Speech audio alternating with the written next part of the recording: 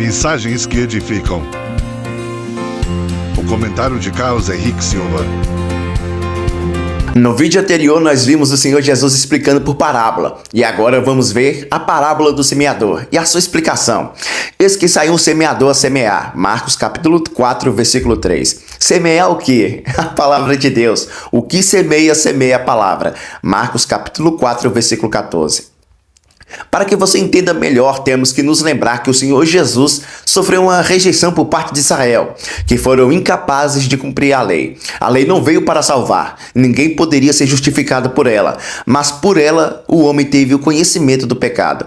Por isso nenhuma carne será justificada diante dele pelas obras da lei, porque pela lei veio o conhecimento do pecado. Romanos capítulo 3, versículo 20. Como o homem é incapaz de por si só produzir frutos para Deus, o Senhor Jesus agora irá assumir o papel do semeador. As sementes é a palavra de Deus e o solo são as pessoas e as suas reações ao ouvirem a palavra de Deus. Vamos ver em simultâneo a parábola e a sua explicação. E aconteceu que, semeando ele, uma parte das sementes caiu junto ao caminho, e vieram as aves dos céus e a comeram. Marcos capítulo 4, versículo 4.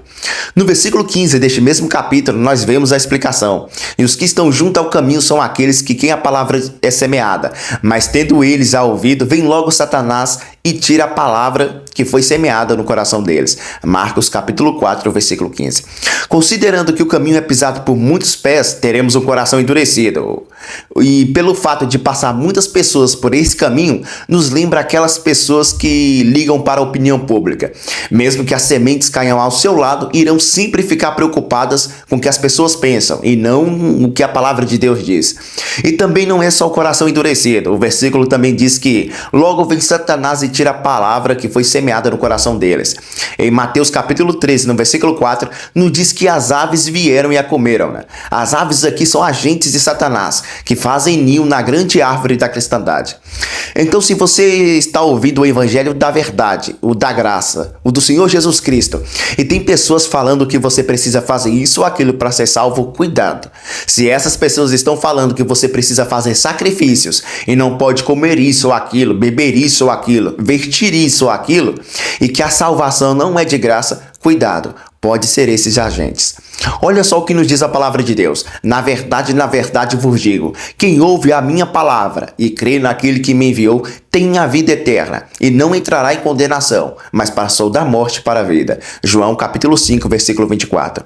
E quem também vós estás, depois de que ouviste a palavra da verdade, o evangelho da vossa salvação, e tendo nele crido, foste selado com o Espírito Santo da promessa, a qual é o penhor da nossa herança, para a redenção da possessão adquirida, para o louvor da sua glória. Efésios capítulo 1, versículo 13.